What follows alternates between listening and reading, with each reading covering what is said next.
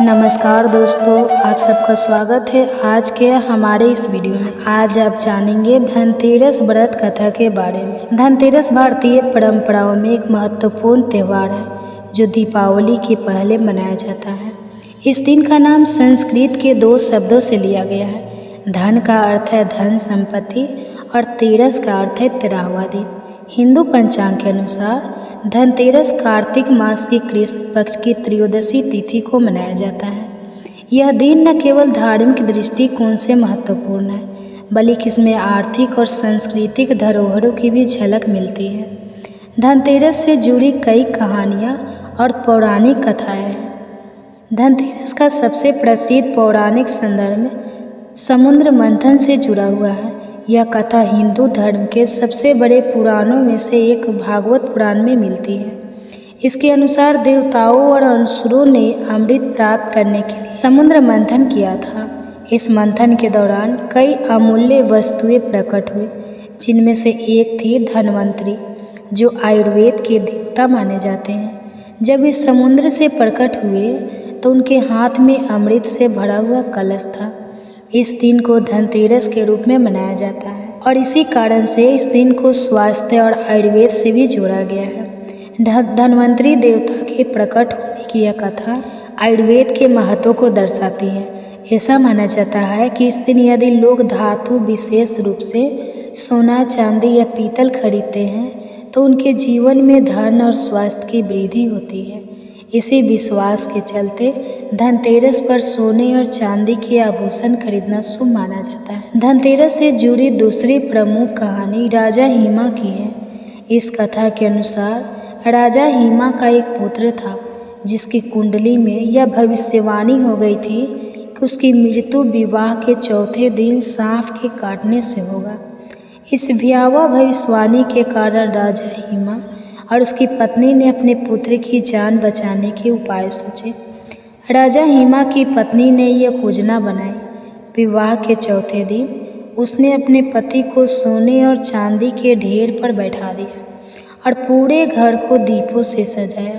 उसने ध्यान रखा कि घर में हर कोने में रोशनी हो और उसने अपने पति को नींद न आने दी। उस रात जब यमराज सांप के रूप में उनके पास आए तो सोने और चांदी की चकाचौंध से वे चकित हो गए और घर में प्रवेश नहीं कर पाए। वे दरवाजे पर बैठकर उस प्रकाशमयी दृश्य को देखते रहे और समय बीत गया। सूर्योदय होते ही यमराज वहां से चले गए और इस तरह राजा हिमा के पुत्र की जान बच गई। इस घटना से जुड़ी मान्यता है कि धनतेरस के दिन दीप जलाना और घर को रोशन करना अशुभ शक्तियों को दूर रखता है।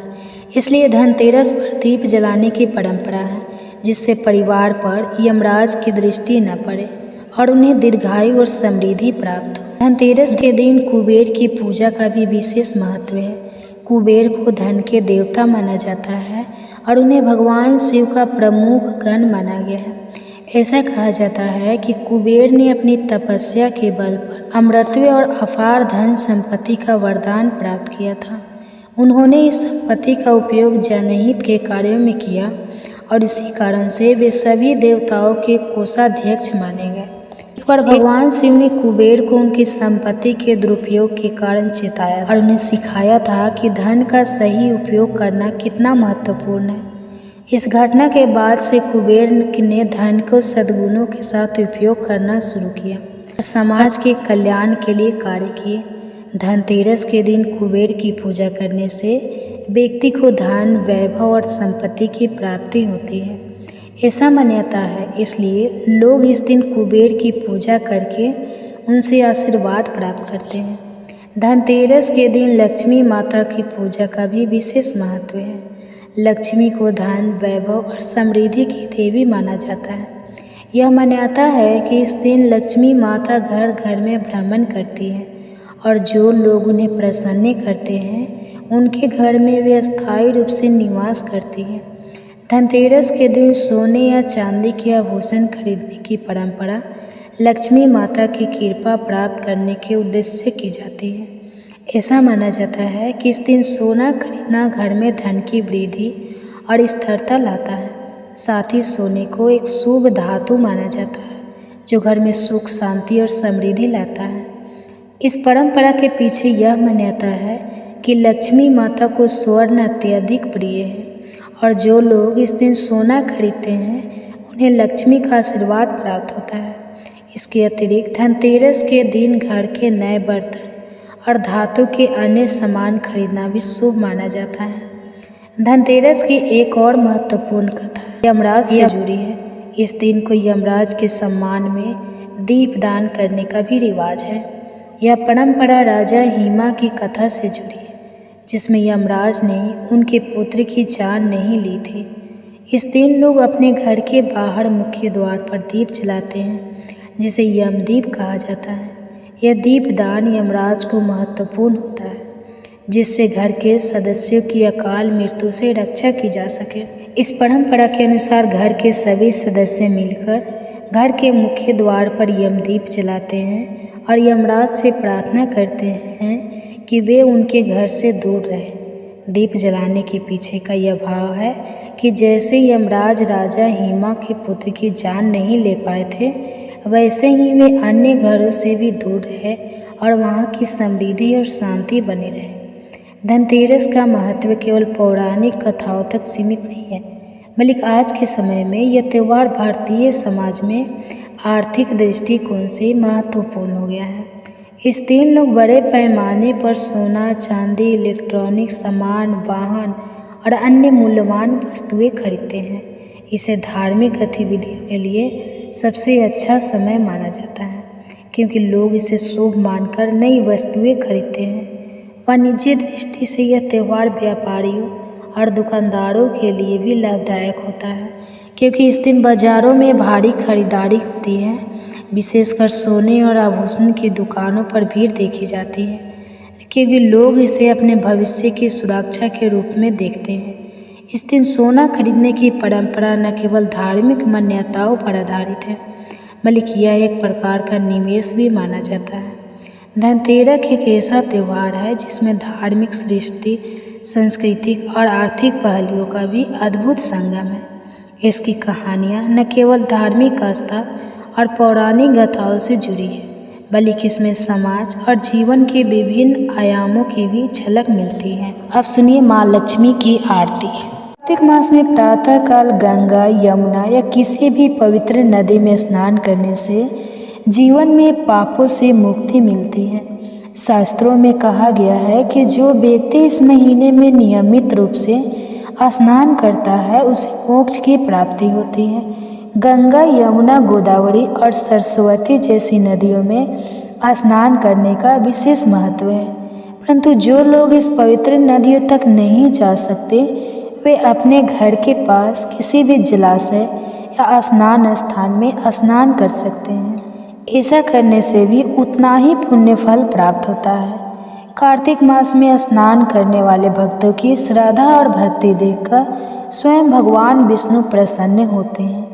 यह भी कहा जाता है कि इस समय सूर्य देवता का तेज और प्रभाव अधिक होता है, जिससे स्नान करने से न केवल शारीरिक शुद्ध होती है, बल्कि मानसिक शांति और आत्मिक विकास भी होता है। तुलसी का पौधा हिंदू धर्म में बहुत पवित्र माना गया है। कार्तिक मास में विशेष रूप से तुलसी की पूजा की जाती है। इस महीने में तुलसी के पौधे के नीचे दीपक जलाने से विष्णु भगवान की कृपा प्राप्त होती है।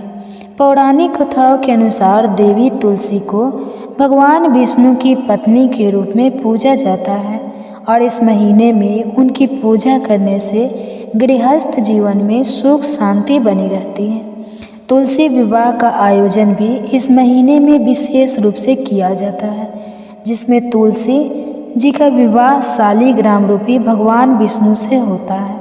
यह विवाह कार्तिक शुक्ल एकादशी के दिन बड़े धूमधाम से मनाया जाता है। इस अवसर पर लोग उपवास रखते हैं और भगवान विष्णु और देवी तुलसी का आशीर्वाद प्राप्त करते हैं। कार्तिक मास की एकादशी व्रत का अत्यंत महत्व है। इस मास में विशेष रूप से देवउठनी एकादशी का व्रत रखा जाता है।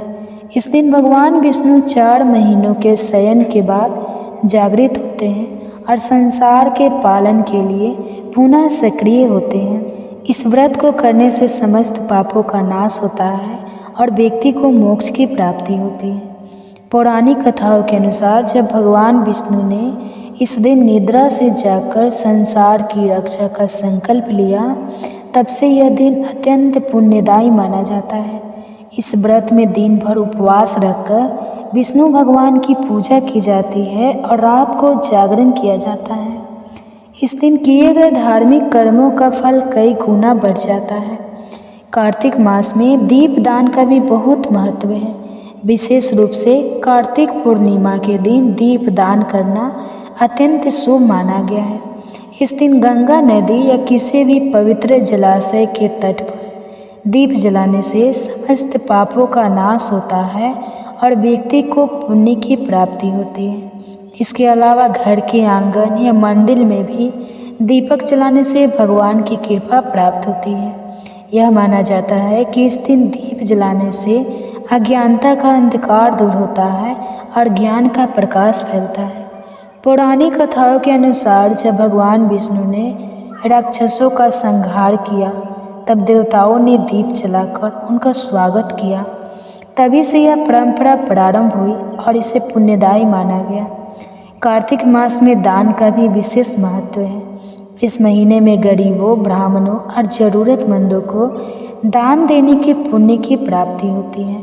अन्न, वस्त्र, धन और अन्य आवश्यक वस्तुओं का दान करना अत्यंत शुभ माना जाता है। विशेष रूप से अन्न दान को सर्वोत्तम माना गया है। जो व्यक्ति इस मास में अन्न का दान करता है वह जीवन के हर क्षेत्र में समृद्धि और सुख प्राप्त करता है। भगवान विष्णु को प्रसन्न करने के लिए भक्त इस महीने में विशेष रूप से धर्म और सेवा कार्य करते हैं। भोजन दान, गौदान और वस्त्र दान इस मास में प्रमुख रूप से किए जाते हैं। इसके अलावा इस समय में मंदिरों और आश्रमों में सेवा करना भी अत्यंत पुण्यदायी माना जाता है। कार्तिक मास में विभिन्न धार्मिक अनुष्ठान किए जाते हैं, जिनमें व्रत, उपवास, पूजा और मंत्र जाप शामिल है। इस मास में भक्तजन विशेष रूप से भगवान विष्णु और भगवान शिव की पूजा करते हैं। प्रातःकाल सूर्योदय से पहले उठकर स्नान करना और भगवान का ध्यान करना शुभ माना जाता है। इसके बाद भगवान विष्णु की पूजा की जाती है, जिसमें उन्हें फूल, अक्षत और तुलसी पत्र अर्पित किए जाते हैं। रात्रि के समय दीप जलाकर भगवान की आरती की जाती है। विशेष रूप से कार्तिक पूर्णिमा के दिन गंगा स्नान और दीपदान का अत्यधिक महत्व है। इस दिन भगवान शिव और विष्णु की पूजा करने से सारे पाप समाप्त हो जाते हैं और मोक्ष की प्राप्ति होती है। कार्तिक मास की पूर्णिमा तिथि को कार्तिक पूर्णिमा कहा जाता है। इस दिन को अत्यंत शुभ और पवित्र माना जाता है। कार्तिक पूर्णिमा के दिन गंगा स्नान, दीपदान और धार्मिक कार्य करने से अत्यधिक पुण्य की प्राप्ति होती है। इस दिन भगवान शिव और भगवान विष्णु दोनों की पूजा का विशेष महत्व होता है। कार्तिक पूर्णिमा के दिन देवताओं का भी पृथ्वी पर आगमन होता है और वे भक्तों को आशीर्वाद देते हैं। इस दिन तीर्थ स्थानों पर विशेष रूप से काशी, प्रयागराज और हरिद्वार में भक्तों की भारी भीड़ होती है। लोग गंगा स्नान करते हैं और दीप दान करके भगवान से अपने पापों की मुक्ति की कामना करते हैं।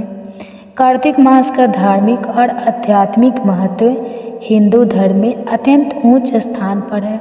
इस मास में स्नान, व्रत, दान और पूजा करने से व्यक्ति को पापों से मुक्ति मिलती है और जीवन में सुख शांति का अनुभव होता है।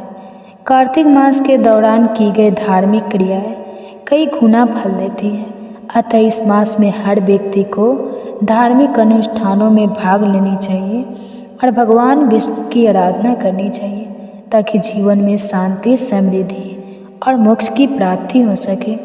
इससे पहले कि कार्तिक मास की कथाएं सुनने के लिए आप सभी का बहुत बहुत धन्यवाद। अगर आपने इससे पहले के अध्याय नहीं सुने हैं और आज आप पहली बार हमारे चैनल पर इस कथा को सुन रहे हैं, तो इस कथा को सुनने के बाद पिछले सभी अध्याय भी जरूर सुनिए। कार्तिक मास भारतीय सनातन संस्कृति में सबसे अधिक पुण्यदायी माना गया है और इस मास का हर दिन, हर क्षण साधक को धर्म, भक्ति और मोक्ष के पथ पर अग्रसर करता है। 8वां दिन की कथा विशेष रूप से भगवान श्री विष्णु की कृपा से जुड़ी है, जो संसार की मोह माया से मुक्त होकर आत्मा को शांति और मोक्ष का मार्ग दिखाती है। इस दिन का पूजन और कथा श्रवण करने से अंधकार को मिटकर ईश्वर के प्रकाश में लाने वाला होता है। और आज की इस कथा से यही शिक्षा मिलती है कि जीवन की अस्थायी सफलताओं से पूरे सच्ची और आनंद और शांति केवल भगवान की आराधना और आत्मा की मुक्ति में ही है। जो व्यक्ति सच्चे मन और आस्था से इस दिन की पवित्र कथा को सुनता है, वह जन्म मृत्यु के चक्र से मुक्त होकर अंत में मोक्ष की ओर बढ़ता है। एक बार की बात है, राधा रानी को एक सर्प ने काट लिया। राधा जी की सारी सखियाँ दौड़ी आई माँ के पास और कहने लगी, माँ चलकर अपनी बेटी को देखो, एक काले सांप ने डस लिया है और राधा के सिर से और वह बेहोश हो गई है। अब इसके विष को उतारने के लिए किसी गुनी को बुलाना पड़ेगा। माँ ने सुना तो डर गई और रोते रोते राधा जी को अपने हृदय से लगा लिया। एक सखी कहने लगी, माँ यदि राधा जी को ठीक करना है तो श्री कृष्ण जी को बुला ला। अगर कृष्ण जी आ जाएंगे तो राधा जी तुरंत ही जीवित हो जाएगी, क्योंकि श्री कृष्णा गुरूर है, तीनों लोकों में उनसे श्रेष्ठ कोई नहीं है। सूरदास जी बता रहे हैं कि राधा रानी को ठीक करने के लिए आज कृष्ण जी को बुलाया जा रहा है। अब राधा रानी की सखिया कृष्ण जी की मैया यशोदा के पास आई और कहने लगे, मैया तुम्हारा कृष्ण सांप के विष को मंत्रों से उतारने वाले गुरूर हैं, आप अपने पुत्र को हमारे साथ भेजो। तो राधा रानी को काले सांप ने डस लिया है। मैया यशोदा ने सुना तो सुनकर मुस्कुराने लगी कि अभी थोड़ी देर पहले तो राधा मेरे घर आई थी। राधा रानी की मूर्छा के मूल कारण को समझकर मैया यशोदा चुप हो गई और सखियों को अपने हंसने का कारण नहीं बताया।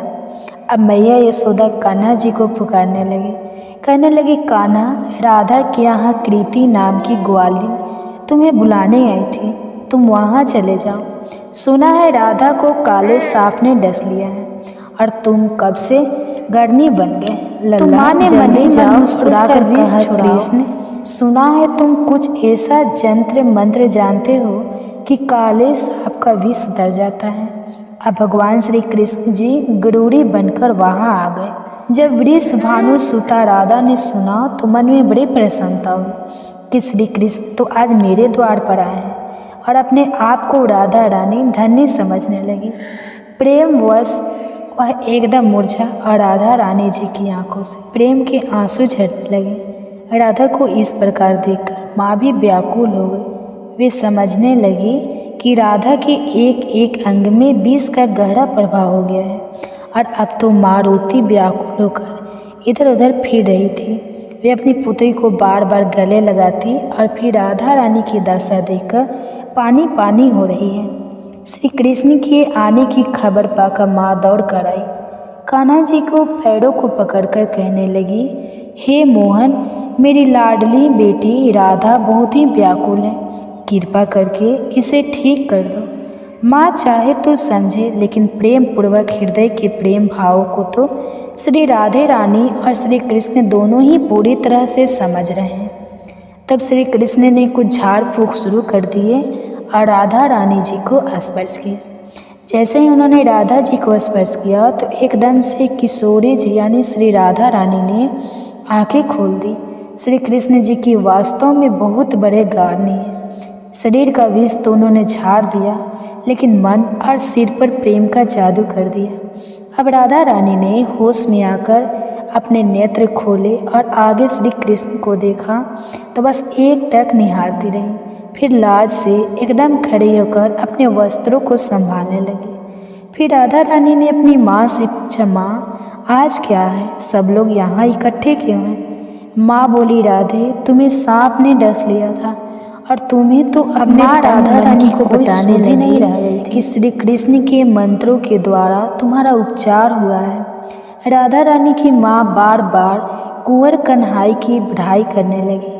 माँ ने श्री कृष्ण के मुख को चूमा, गले से लगाया और फिर अपने घर भेज दिया। वह कहती है कि मैया यशोदा की कोख धन धान्य है, जिससे श्री कृष्ण जैसे सुपुत्र का अवतार हुआ है।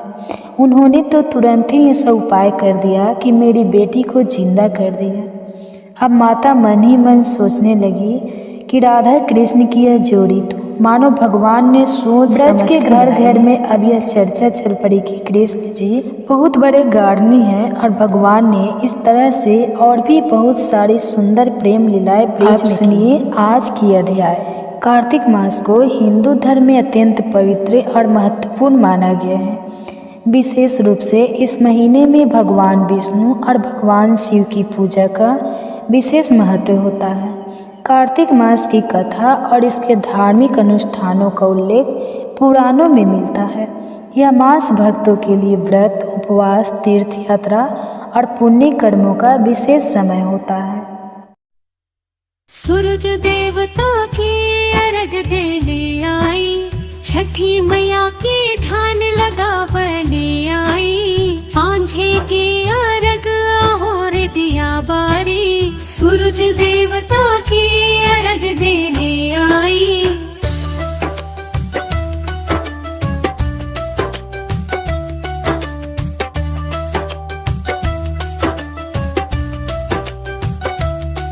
गंगा जी के किनारे बस सुहाई, छठी मैया की कोरा में छाई रे माई। नैया में चढ़ के रे अर्घ देने आई, सूरज देवता की अर्घ देने आई। अर्घ के बेरा आई हो माई, छठी मैया के हम भजन गाई। आशीष दी मुँह अंगना छाई, हमरा घर में होवे सुखाई। जय छठी मैया की आरती, छठी मैया की जय हो, सूरज देवता की जय हो। अर्घ लेके आई हम, छठी मैया की जय हो। सुख समृद्धि सबके अंगना में, रखल हो कृपा अंधरवा में। छठी मैया की आरती गाई, मनवा में खुशी छाई हो। दिन कर देव की पूजा करे, हमनी हो राजताई हो। अर्घ देव छठी मैया, सभी के संकट हराई हो। छठी मैया के कन्हैया रे, ध्यान धरिल सब सगुनिया रे। डूबी छठी मई रे अन्हरिया में, उजियारा होवे सुखवा में। मन करे हमनी हो रे, छठी मैया के गीत गवावा रे। सूरज देव के पूजा करा, घर अंगना खुशियाँ लिलावा रे। अर्घ दी छठी मैया, सुख समृद्धि लेके आई रे। धरती अंबर झुके हो माई, सबके संकट दूर भगाई रे। ध्यान छठी मैया के लागल, सूरज देवता के पूजा भई। अर्घ दे के हम पावन भई, छठी मैया के ध्यान हम लागल। ऊपर से बरस किरण वारे, धरा पे हरियाली छावन वारे। सूरज देवता के किरण जगावे, छठी मैया के आशीर्वाद पावे रे। सांझे के अर्घ चढ़ाई ले हम, सूरज देवता के गो चढ़ाई ले हम। सपने में छठी मैया आईली रे, सुख शांति के बरखा कर ली रे। छठ महिमा पार रे, हर घर में गूंजे जयकार रे। सूर्य देव के पूजा करेला, सुख समृद्धि के दरबार रे। मांगे ना खारे से वरदान, छठी मैया सुनो हमार पुकार रे। नैया के खेवन हार रे, हमके दे दी आपन प्यार रे। अर्घ के बेला में दियवा जरावे, मन से छठी मैया के बुलावे रे। सूर्य देवता के निहोरा करे, सबके मन के दुख दर्द हरावे रे। सूरज देव के अर्घ चढ़ावे, सुख समृद्धि के भेंट चढ़ावे। छठी मैया के ध्यान लगावे, सबके जीवन में ज्योत जगावे। उगता सूरज के अर्घ देवे, धन धन्य से घर भर देवे। छठी मैया के अर्चन कैले, धरती आकाश सब खुशहाल भइले। अर्घ के उगना सूरज देव अर्घ हम देवो ना। छठी मैया के महिमा बड़ी भारी हो, अर्घ हम देवो ना।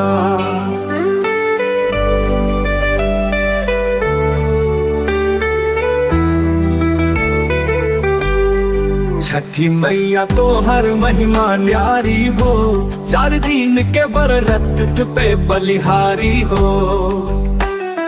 कांच के बासन में भरल गंगा जलवा, निसग्न टहर के देखल पियरी चुनरवा।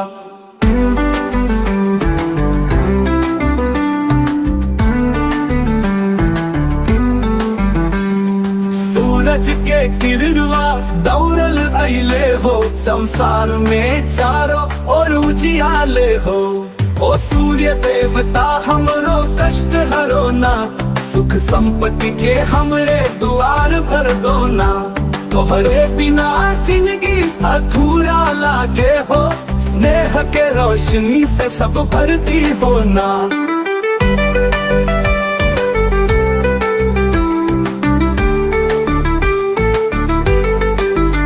डूबे सूरज के अर्घ देनी हम हो, छठ मैया के अचरा में बना पैनी हम हो। सौगा ठेकुआ कच्चा दूध भर ले बाटी, छठी मैया से हम मांगत निछावर जिंदगी। संध्या बिहाने जे अर्घ दे हली हो, मैया के चरणवा में सुख पैली हो।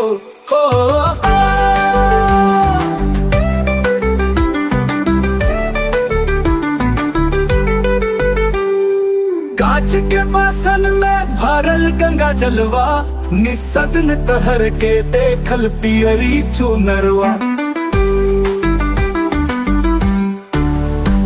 सूरज के किरणवा दौड़ल अइले हो, संसार में चारों ओर उजियाले हो।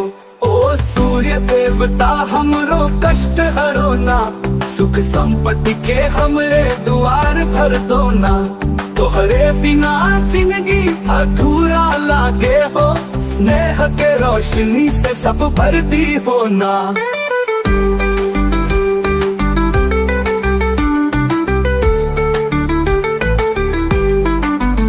ओ सूर्य देवता हमरो कष्ट हरो ना, सुख संपत्ति के हमरे द्वार भर दो ना। तोहरे बिना जिंदगी अधूरा लागे हो, स्नेह के रोशनी से सब भरती हो ना। डूबे सूरज के अर्घ देनी हम हो, छठ मैया के अचरा में बना पैनी हम हो। सौगा ठेकुआ कच्चा दूध भर ले बाटी, छठी मैया से हम मांगत निछावर जिंदगी। संध्या बिहाने जे अर्घ दे हली हो, मैया के चरणवा में सुख भरती हो ना। सूरजवा के उगते ही अर्घ दी ही हो, भाई बहन सब मिलके पूजा करबो हो। नदी किनारे सगरी परिवार जुटल हो, छठ मैया के आरती में सब रमा गईल हो। गुड़ गेहूं से बने प्रसाद, सूरज देवता अर्घ देले आई।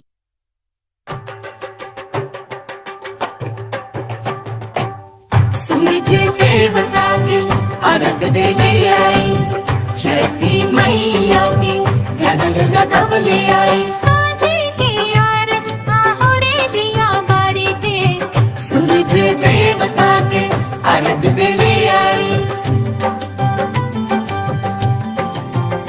गंगा जी के किनारे बसी सुहाई छठी मैया के कोरा में, छाई रे माई मिया में चढ़ के रे अर्घ देले आई। सूरज देवता के अर्घ देले आई।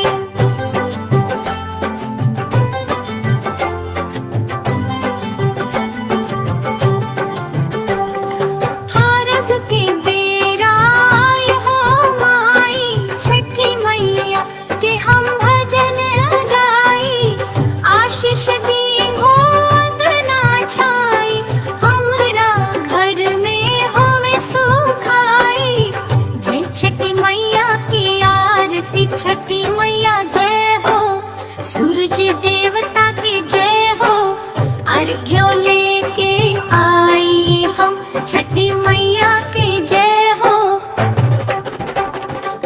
सुख समृद्धि सबके अंगना में, रख लो कृपा अंधरवा में। छठी मैया की आरती गाई, मनवा में खुशी छाई हो।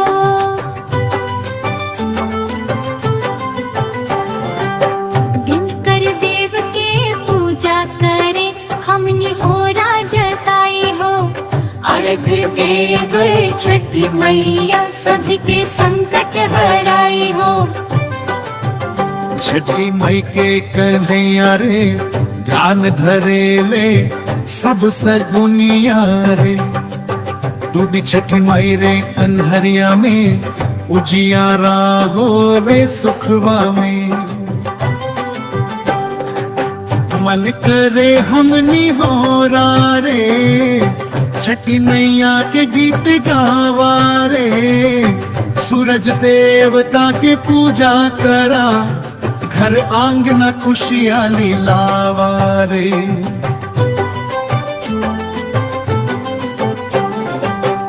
अर्घ दी छठी मैया के, सुख समृद्धि लेके आई रे। धरती अंबर झुके हो, मैं सबके संकट दूर भगाई रे। ध्यान छठी मैया के लागल, सूरज देवता के पूजा भइले। अर्घ दे के हम पावन भइल, छठी मैया के ध्यान हम लागल। ऊपर से बरसे किरण वारे, धरा पे हरियाली छावन वारे। सूरज देवता के किरण जगावे, छठी मैया के आशीर्वाद पावे रे। सांझ के अर्घ चढ़ाइले हम, सूरज देवता के गोद चढ़ाइले हम। सपने में छठी मई आईली रे, सुख शांति के बरखा करेले रे। सांझ के अर्घ चढ़ाइले हम, सूरज देवता के गोद चढ़ा